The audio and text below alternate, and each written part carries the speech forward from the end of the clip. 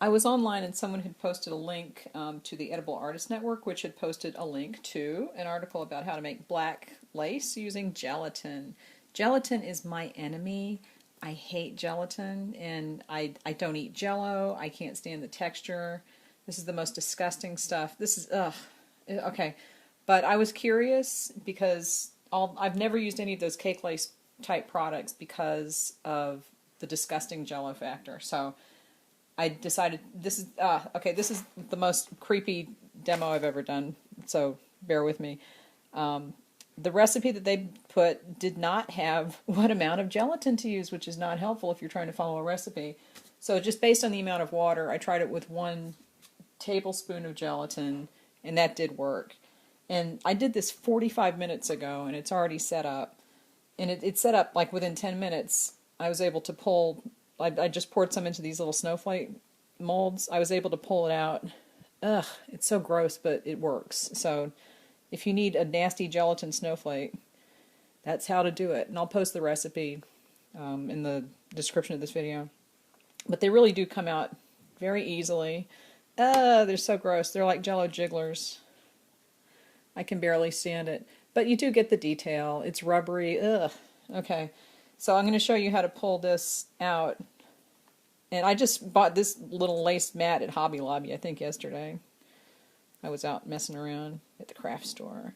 And this literally, 45 minutes ago, I put this in there. And it's already ready to pull out. And it said to let it set up for 3 hours. So I'm assuming that it would get harder.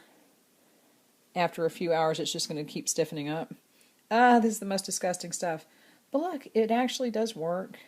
So this recipe works if you've been looking for like a homemade cake lace kind of stuff. It was very simple. You mix it up, and I mixed the gelatin in there. Usually you kind of sprinkle gelatin on water and let it bloom, but I mixed it up, and it turned into like this block of ugh. And then you put it in the microwave for 10 seconds, and it melts. Stir it up, pour it in there, spread it out. I just took a spatula and did, just kind of spread it out in there. This stuff is disgusting. But it does come right out, and it's a lot faster than having to order the cake lace and figure that out. It holds together really well, and it comes right out. It's so nasty, but it's useful, I guess. And I'm assuming you can cut it with scissors. Yeah, so you need a little piece of lace. I can see that there would be applications for this. It's just so nasty. It's rubbery, but it's cute. So I wouldn't want to eat it. I would leave it to a minimum on your cake. Don't cover your entire cake with ruffles made of this because it's going to be disgusting.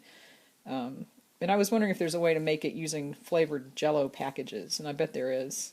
It's just it's a matter of getting the quantities right.